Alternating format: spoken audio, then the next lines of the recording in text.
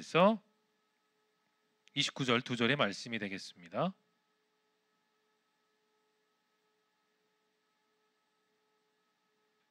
마태복음 10장 28절에서 29절 말씀 두 절 우리 같이 읽을게요. 시작.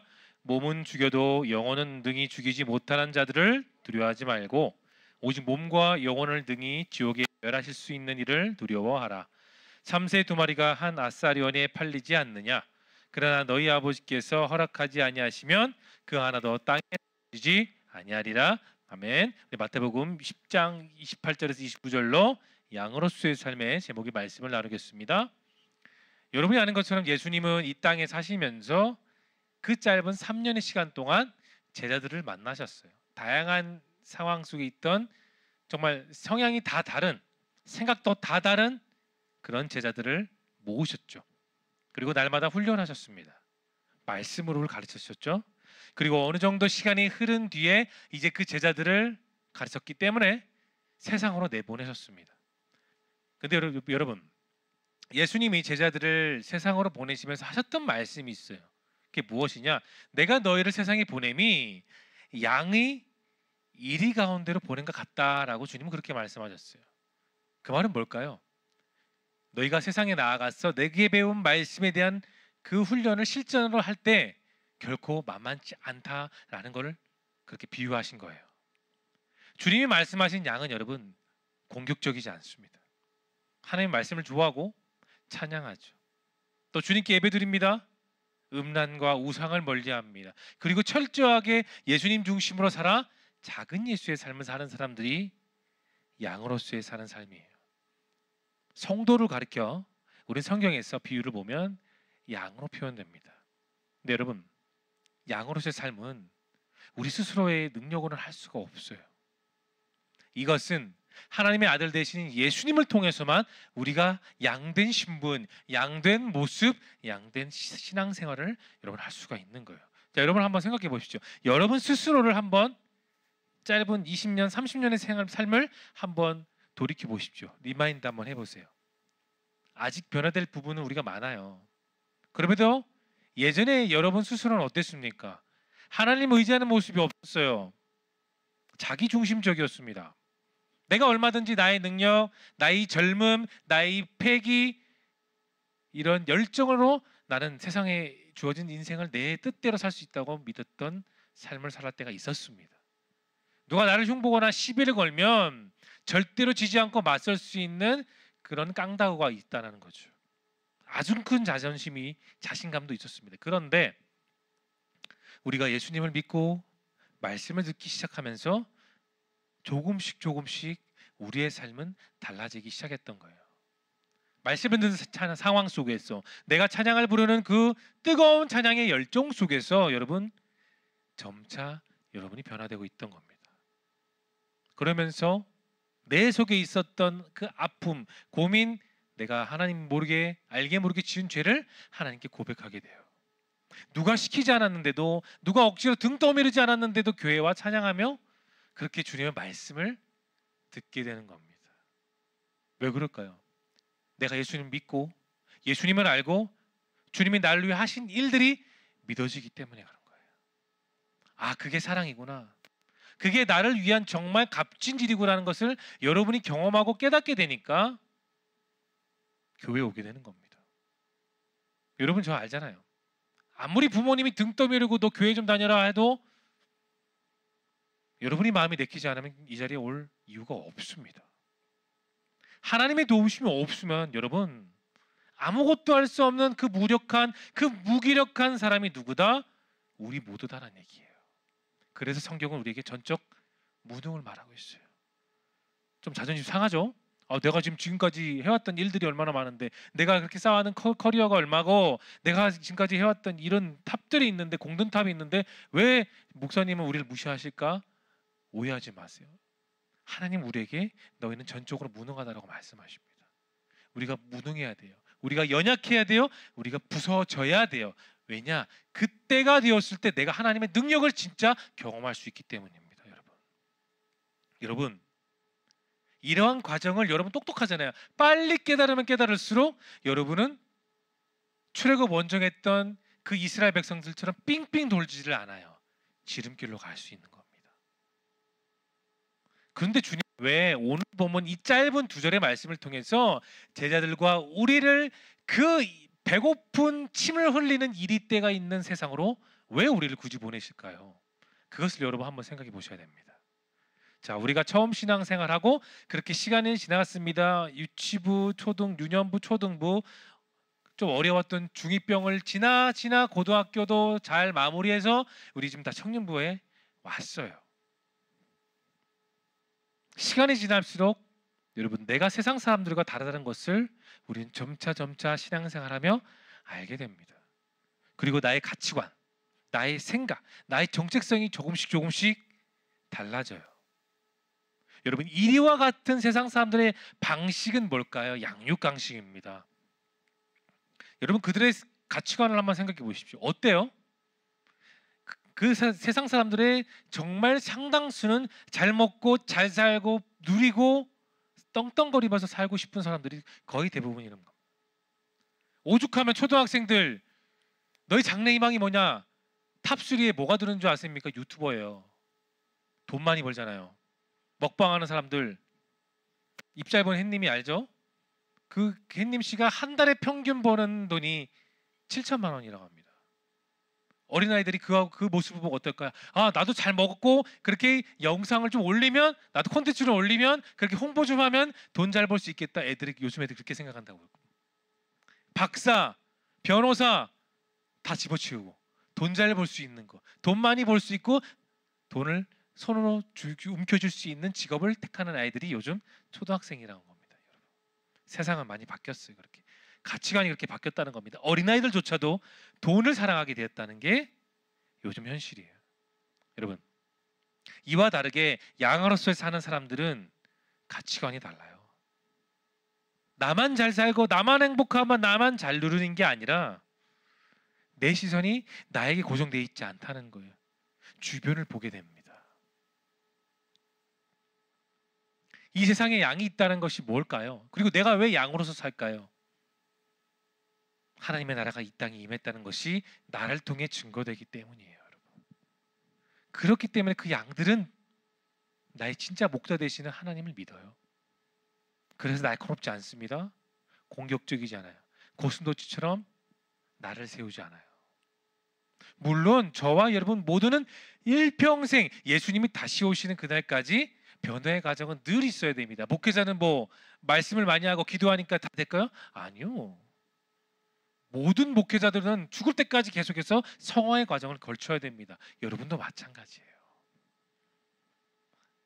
저나 여러분들이나 똑같습니다. 아직 죄된 모습과 그 습성과 기질은 아직도 우리 마음속에 자리 잡고 있어요. 그렇지만 여러분 우리는 분명히 이전과 달라졌어요. 예수님을 알기 전과 알기 후의 모습은 중심은 다르다는 겁니다. 하나님을 더 믿고 싶고요, 더 알고 싶고 더 따라가려는 마음이 우리에게 생겨났기 때문입니다. 그래서 여러분이 지금 이 자리에 있는 거예요. 오늘 이 세상을 한번 생각 보십시오. 마귀가 조종하는 시대입니다. 우리는 나에게만 포커스를 맞추고 살면 안 돼요. 주변을 볼 줄 알고 내 주변의 청년들을 볼 줄 알아야 되는 겁니다. 여러분 우리가 살고 있는 이 시대는 진리가 무엇인지 거짓이 무엇인지 애매모호해졌어요. 뿐만 아니라 세상은 점점 악해집니다. 동성애를 죄라고 여기지 않는 것이죠. 학교를 다니는 학생들이 여전히 일진에 의해서 상처받고 돈을 뺏기는 세상입니다. 또 엊그저께인가 뉴스 봤는데 이제 막 결혼식을 앞에 두고 있는 청년 그 청소하시는 분이었는데 새벽에 어떤 뺑소니로 인해서 영상 봤는데 바로 뒤에 와가지고 차에 치여서 즉사했어요. 그런데 그 사람은 그 가해자는 술 취해서 기억이 안 난다. 이게 우리나라 현실입니다. 악인들이 법을 제대로 적용받지 않고 법을 악용하는 시대가 우리 시대라는 겁니다, 여러분. 그런 시대 속에 살고 있는 크리스찬들에게 주님은 오늘 우리에게 이렇게 말씀하세요. 자, 마태복음 10장 16절 한번 열어볼까요? 10장 16절 크게 읽어보겠습니다. 시작.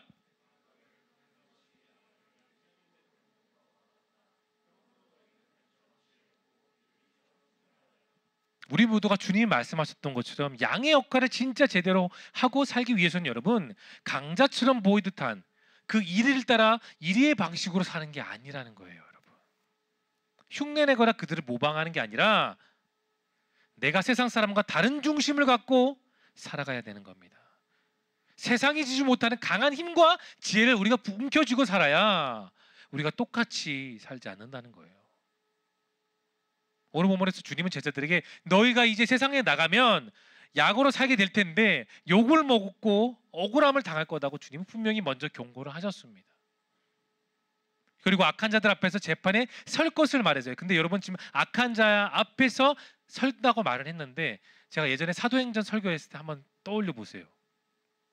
성전 미문에 앉아있던 장애인을 베드로가 손으로 잡고 일으켰습니다. 예수 그리스도의 이름으로 일어나라 했을 때 어떻게 했죠? 일어났잖아요.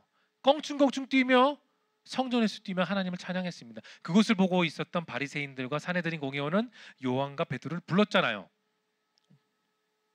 거기 들어가면 뼈도 못 추리는 곳인데 베드로와 요한은 담대하게 섰습니다. 그리고 그들의 이야기와 그들의 생각으로 말을 하지 않았습니다. 제가 분명히 얘기했어요. 성령님이 주관하셔서 성령님의 말을 하기 시작했다는 겁니다. 베드로가 담대하게 일목요연하게 논리정연하게 말씀에 근거해서 산헤드린 공회원 어느 누구도 그 공회원의 회원장도 베드로에게 아무 말도 못했어요. 찍소리도 못했습니다. 여러분 하나님의 사람이 하나님의 방식과 하나님의 말씀으로 살지 않으면 우리는 세상을 이길 수가 없습니다. 하나님의 능력을 내가 소유하지 않기 때문에 어떻게 될까요? 교회에 나가면 또다시 넘어질 수밖에 없는 거예요. 왜냐? 내게 하나님의 능력이 없고 내가 하나님의 말씀이 내 안에 소유되지 않기 때문에 또다시 쓰러지는 겁니다. 우리는 이리가 아니에요. 이리를 모방하는 사람도 아닙니다. 우리는 양으로서 주님이 우리를 부르셨어요. 내가 하나님의 말씀으로 승부를 걸고 그분의 선하신 능력을 입고 세상 속에 살아가야 우리는 살 수 있다는 것을 기억할 수 있길 바랍니다. 마태복음 10장 26절 한번 열어볼게요. 자, 26절 크게 읽어봅니다. 시작.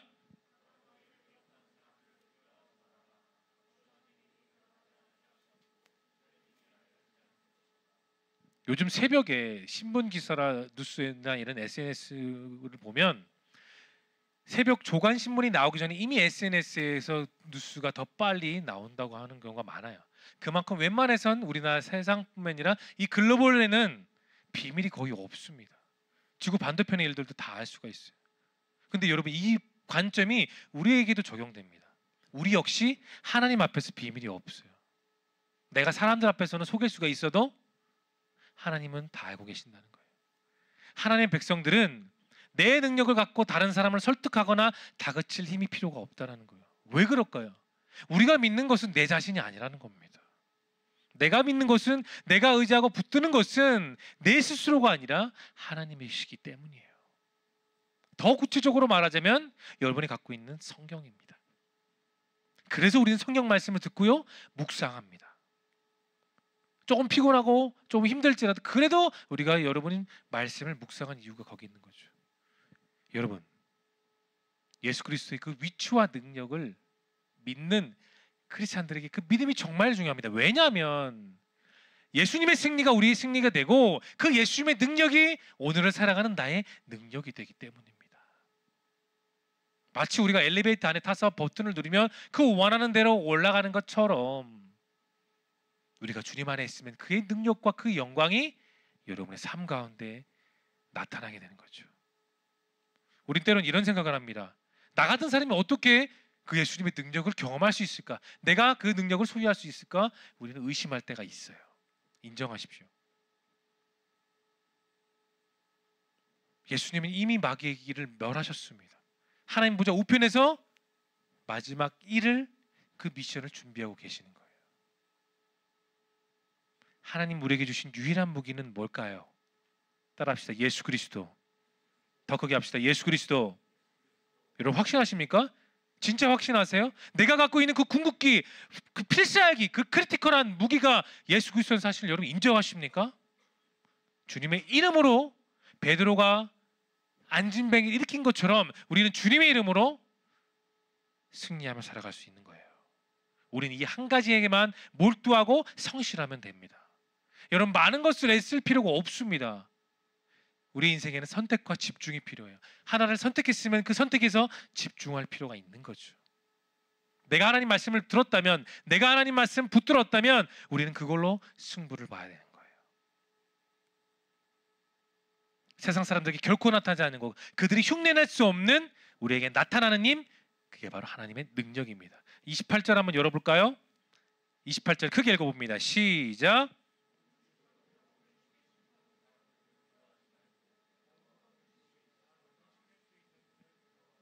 여러분, 이 말씀을 오해하면 끝에 영혼과 몸을 지옥에서 다 멸망시킬 수 있는 분을 뭐라고요? 두려워하라고 해요. 그럼 반대로 한번 생각해봐요. 내 영혼과 몸을 천국으로 인도하실 분을 뭐라고요? 두려워하라. 똑같은 말이죠. 똑같은 말이에요. 그것은 뭐냐? 우리는 예수님만 의지하면 된다는 말이에요. 같은 말입니다. 우리는 살면서 내 육신이 받는 고통, 스트레스, 짜증나는 일들을 늘 겪으며 살고 있습니다.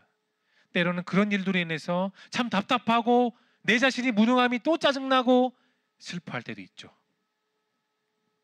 그런 생각이 너무 크기 때문에, 내 육신보다 영혼보다 크기 때문에, 그래서 예수님의 말씀이 이해되지 않고 들리지 않을 때가 있는 거예요. 근데 그건 지극히 정상적인 겁니다. 우리가 방금 읽은 말씀의 핵심은 이거예요. 자, 영혼과 육체 둘을 볼 때 우리는 육신보다 영혼의 중심을 두라는 거예요. 우리 영혼의 중심을 두고 살라. 근데 이 말씀을 오해하지 말아야 되는 게, 그렇다고 육신이 읽고 있는 현실을 막 살라는 말은 결코 아닙니다. 여러분, 오해하지 마세요. 우리의 영혼에 하나님 말씀을 채워가고 우리 육신도 그 말씀으로 인해서 하루하루, 한 주 한 주, 한 달 한 달을 그렇게 주님과 함께 동행해야 되는 것입니다.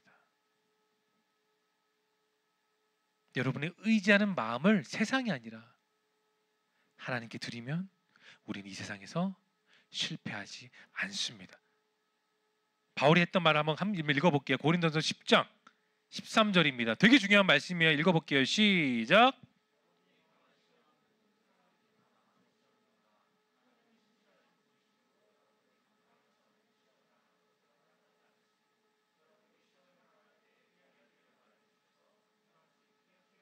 잠깐만 말씀 열어주세요. 자, 말씀에 여러분 시선을 두십시오.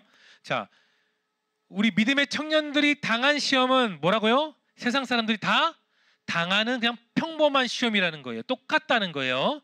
그 보십시오. 더 중요한 게 뭐다? 따라합시다. 하나님은 신실하십니다. 그게 키포인트예요. 하나님은 내가 의지하고 내가 믿고 내가 짜증내고 눈물 흘리는 모든 것들을 다 받으실 수 있는 분이기 때문에 뒤에 뭐라고요? 내가 감당할 수 없는 시험을 주지 않으신다는 겁니다. 뒷부분 보십시오. 내가 시험을 당할 때 뭐라고요? 피할 지름길을 열어주셔서 그 상황을 나에게 감당하게 하신다. 누가 그렇다고요? 예수님이 그렇게 한다는 거예요. 바울은 그것을 경험했습니다. 피할 길이 있음을 경험했고 죽었음에도 다시 살았던 이유가 뭐냐? 하나님의 능력이 있었기 때문이에요. 여러분, 우리와 같은 청년 크리스찬들, 여러분과 같은 청년 크리스찬들도 고난을 겪습니다. 주님, 우리들이 고난을, 어려움을 겪을지라도 내가 반드시 감당할 수 있고 또 넘어설 수 있게 하는 거예요. 만일에, 여러분 잘 들어보십시오. 만일에 감당 못할 고난이라면 세상 속에 살아남은 성도가 있을까요, 없을까요? 다 죽을 수밖에 없죠. 감당할 수 없는데 어떻게 성도들이 살 수 있겠습니까? 그러나 우린 여전히 살고 있습니다. 여전히 숨쉬고 있어요. 여러분, 시험은 믿음을 낳아요. 잘 들으세요. 작은 시험은 작은 믿음을 낳는다면, 자, 어떻게 될까요? 큰 시험은 큰 믿음을 낳게 되는 거예요. 예를 들어 보겠습니다. 여러분이 잘 아는 탕자, 쉬운 시험이에요. 자, 아버지 뜻을 버렸습니다. 아버지가 눈을 뜨고 계시고 이렇게 잘 살아오고 계시는데 아버지한테 뭐라 말해요? 아버지 어느 날에 아버지한테 갑니다. 아버지, 아직 살아 계시지만 저에게 줄 유산을 먼저 주세요. 아버지가 그 유산에 정해진 유산을 줬습니다. 그 아들 어떻게 됐죠? 둘째 아들 바로 짐 싸서 도망갔어요. 어느 나라로 가서 내가 갖고 있는 돈을 흥청망청 막 쓰고 내가 원하는 대로 살아갔습니다. 결국 어떻게 됐죠? 쫄딱 망하고 돼지 쥐염열배도 못 먹을 만큼 굶고 살았습니다. 근데 이 둘째 아들이 다시 살 수 있는 방법이 뭘까요? 한 가지예요. 돌아가면 돼요. 어디로? 아버지한테 돌아가면 돼요. 쉬운 시험입니다. 그는 정말 교만하고 기고만장했었어요. 그래, 아버지 없어도 난 이 재산 갖고 나는 내 마음대로 살 수 있어. 그렇게 살았는데 재산이 다 없게 됐을 때 어떻게 됐죠? 쫄딱 망했습니다. 아버지의 그늘 밑에 있을 때, 아버지의 사랑과 관심이 있을 때는 그 아버지의 빈자리에 공백을 몰랐지만 돈이 다 떨어졌을 때 깨달게 된 거죠. 내 마음이 교만했구나. 내가 아버지를 정말 사랑하지 못했구나. 결국 아버지한테 돌아갔을 때 아버지가 어떻게 했죠? 먼 발치에서 오는 그 아들 버선발로 나갔습니다. 아버지는 아무 말도 하지 않았어요. 뭐 했죠? 껴안아주고 입맞춤했습니다. 그게 뭘까요? 찐 아버지의 사랑이라는 거예요. 그게 어떤 삶을 살았든지 재산을 탕비하든지 아버지에게는 그게 다 소용이 없어요. 아들이 돌아왔으면 됐던 겁니다. 여러분, 이거보다 더 큰 시험이 있습니다. 뭘까요? 아브라함이 100세 때 얻었던 이삭을 하나님이 제물로 바치라. 정말 어려운 겁니다. 이해되지 않아요? 납득되지 않습니다. 어렵게 아들을 줬는데 그 어렵게 얻은 아들을 다시 죽이라고요? 그런데 여러분, 창세기 말씀을 잘 보면 아브라함은 하나님께 고함쳤다, 불평했다, 원망했다는 단어가 절대로 나오지 않습니다. 그 다음날 됐을 때 낙타에 짐을 싣고 종들과 함께 이삭과 함께 모리아산으로 갔어요.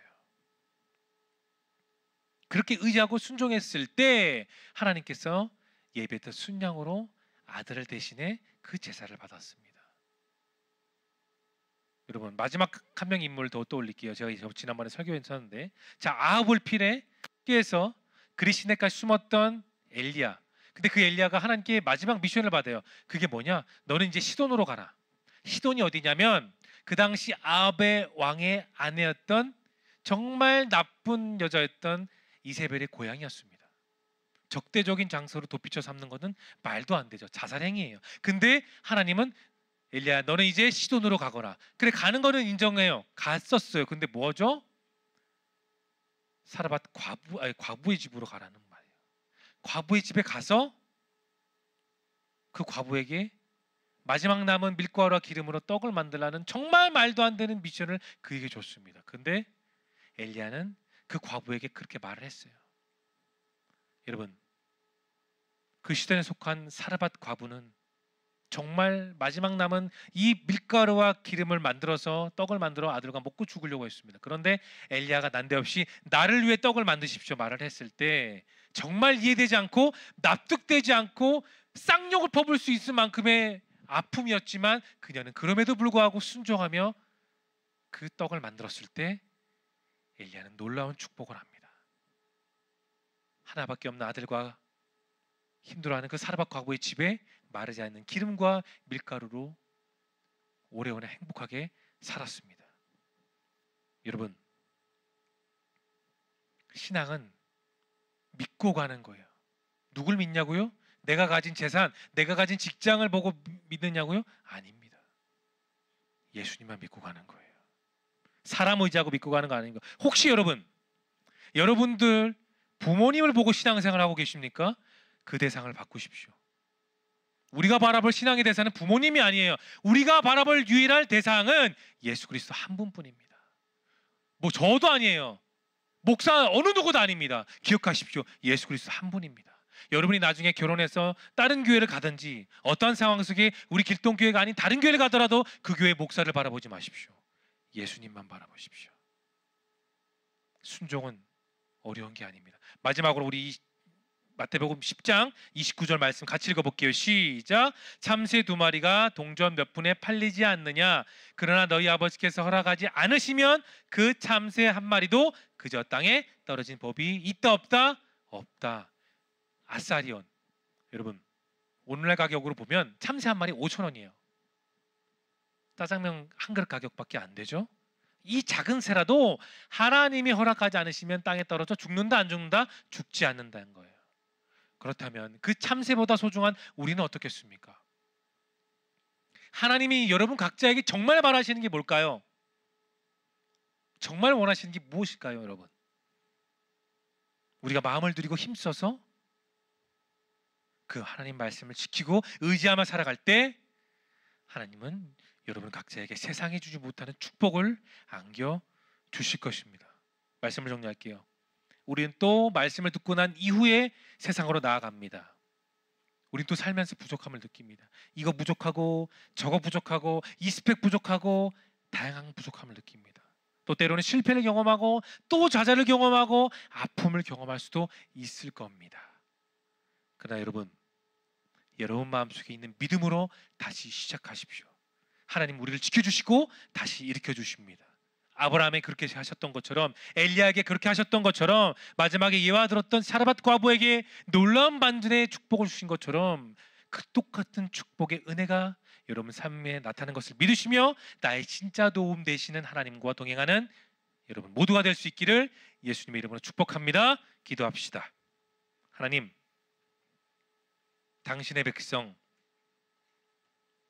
양으로 사는 삶은 정말 쉽지 않음을 고백합니다.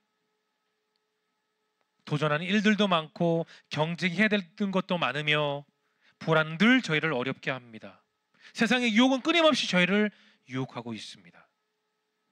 청년들의 다양한 고민, 말 못할 어려움을 주님은 다 아십니다. 이전보다 그 어느 때보다 더 의지하고 믿고 따르며 결단하는 삶을 살게 하여 주시옵소서. 그래서 주어진 삶이 그냥 지나치고 흘려버린 삶이 아니라 하나님을 통해 기쁨을 누리고 모든 어려움을 이기며 담대하게 이 세상을 헤쳐나가는 주의 사랑하는 귀한 청년들 되게 하실 것을 진심으로 소망하오며 예수님의 이름으로 기도드립니다. 아멘. 우리 일어나서 예수로 사는 삶 인생 찬양합시다.